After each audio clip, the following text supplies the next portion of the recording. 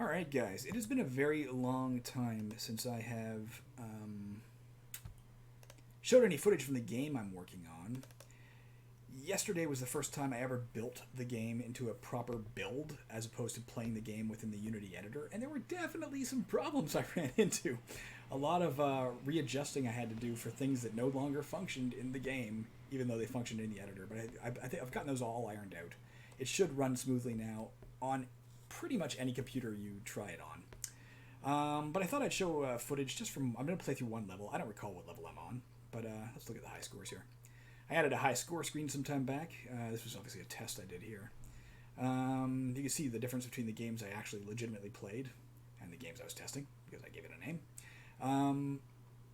And you can see that I have some very varied scores. Those are legit. Like I lost on that level. If my reflexes are poor on a given day, or if I'm playing late at night and I'm too tired to properly dodge, I pay the price. Let's load the campaign. As I said, we'll play through a single level just to give you a feel for where the game is at this time. Oh, okay. Radar confirms our worst fears. I'm in the middle of a game here. That invasion force was no more than an expeditionary force. This next wave will contain considerably more transports. If our infrastructure isn't extremely well protected or established, I don't know how we'll survive. Additionally, we expect the upcoming wave to be helmed by the return of the Hornet Destroyer. Its job is to soften you up. Be ready for it. Let's go in here. Now, normally at this stage, you would spend your resources and your tech to improve stuff. I obviously did that. I spent all the stuff I was going to do before I quit last time, and then I quit. So I don't have anything to spend. So let's just dive in.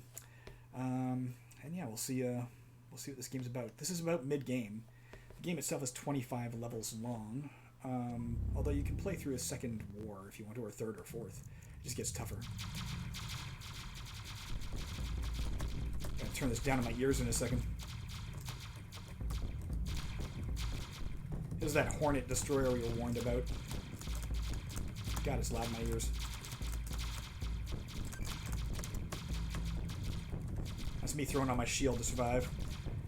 The shield, at this stage, I haven't upgraded it at all. So I can only use it once every 20 seconds.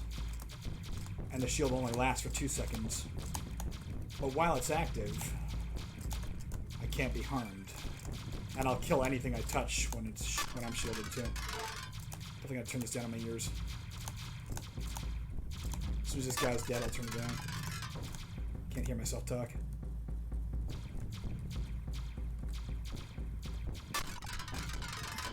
The only way to take out the destroyer is to get rid of the turrets.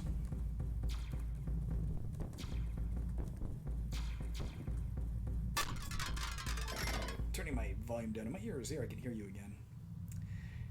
Game has a day-night cycle now. I don't know if we'll see the nightfall. It's daytime right now. Oh, I've already filled up on resources. Nothing else I can grab there. Here, look at it. My cat is literally seated at the nape of my neck, and she decided that was a good time to turn around and be aggressive. Not aggressive. Be rambunctious.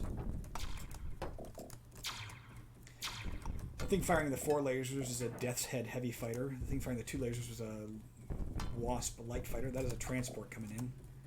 This is a Firefly. I'll get rid of that as fast as possible. The Fireflies can flash a bright light and it blinds you for a bit. That's a missile launcher, a mosquito missile platform is called. That is a gnat, a little purple thing I just killed. That's a bloatfly, the thing carrying the asteroid. They fly off screen, grab an asteroid, come back in and throw it at you. I'm instinctively grabbing all this tech and resources that's dropping, but because we fought that destroyer, I already filled up to my maximum. You can see that maximum labeled at top right. Oh, shit. You want to stop stuff from getting past you. There's 2 ways you can lose the game. At bottom left of screen, you'll see we have ship reserves. Right now I have the ship I'm in, and 4 more back at base. If I run out of ships, the game's over. Above that, you see infrastructure. That is how much damage the Earth can take before it can no longer support life. And everything that gets past me, missile, asteroid, transport, damages that. So we want to make sure that stays above 0 or we lose the game instantly, no matter how many lives we have left. In between levels, you can spend your resources to buy more ships or to raise your infrastructure up to a certain maximum. I'm still trying to grab this shit, and I shouldn't be. I've already filled up to max. There's a lot of as obviously as it mentioned in the briefing. This is a transport wave. This is their main invasion wave. So we'll see a lot more transports than we normally see. They're actively trying to colonize the planet. I guess colonize is the wrong word. They're actively trying to invade the planet.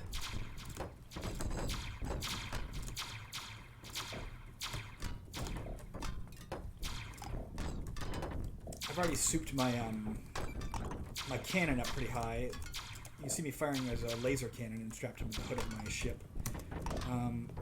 Got it. You start the game with just a tank gun, but you can upgrade all kinds of things on your ship. Cannon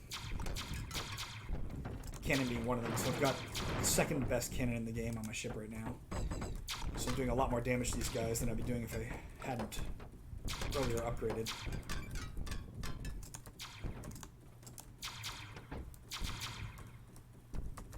Your ship changes its appearance as well with the different stuff you install on it.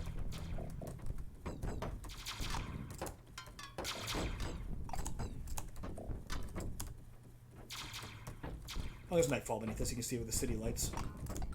I wasn't really paying attention. Didn't realize it had come. Yeah, the city lights will start coming on as twilight approaches, and then they go out again when daylight sort of starts fading back in.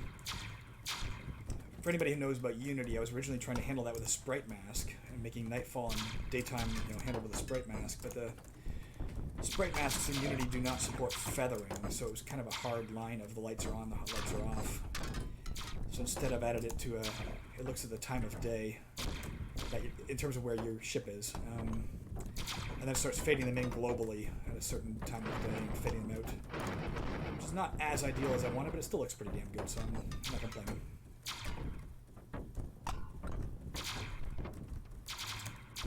You see in the top left corner, enemies incoming. That's how many enemies we have to kill total before the wave ends. Every wave has a certain number of enemies. I'm not doing bad here, actually. I think we'll be okay.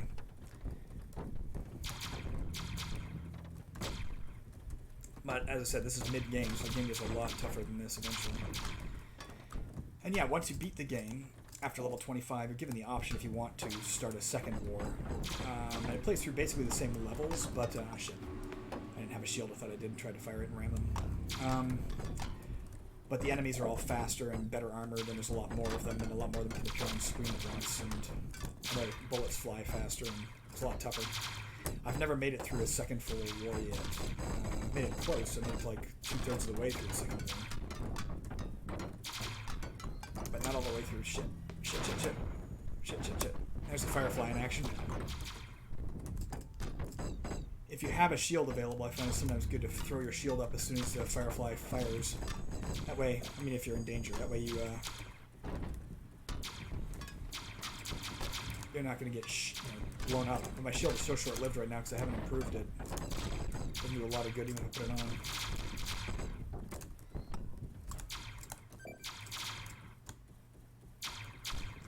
The reason we can only have 200 resources and 200 tech is because of one of the things you can improve is your cargo bay and your computer system, and mine are still pretty low level, so if I'd have souped those up, I could have collected a lot more resources and a lot more tech and had a lot more to spend now. And yes, it rewards you with bonus points based on how accurate you are on any given level. Alright, let's walk through this really quick. Hey, we got promoted to Lieutenant Colonel, or Lieutenant Colonel if you're Canadian like me. Whenever you get promoted, you're given a choice. Do you want the 400? Well, do you want the resources or the tech? How much is based on your promotion. You can also win awards in the game that give you this choice as well. I don't remember what our situation was, so I don't know if I want tech or resources. I think resources. And here we go. Our scientists and engineers have increased hangar space in our orbital carrier. We can now have one more XR-2000 craft in reserve. They've also increased our planetary defenses, allowing us up to 50 more infrastructure than was previously possible. Maybe that was wave 14. That would make this wave 15. So we're not going to play through this level, but here you go. We're facing a new enemy, stationary turrets called aphids. I will spend my points here really quick. Oh yeah, we improved our... let's purchase the tech upgrade for this. So now we get 3 infrastructure per point we spend. That'll help. Get this back all the way to full. And I've already got this to level 3, that's maximum you can go, so these are as cheap as they're going to get. I think they cost me 40 each, as opposed to 100 each when you start the game. That leaves me some to play with.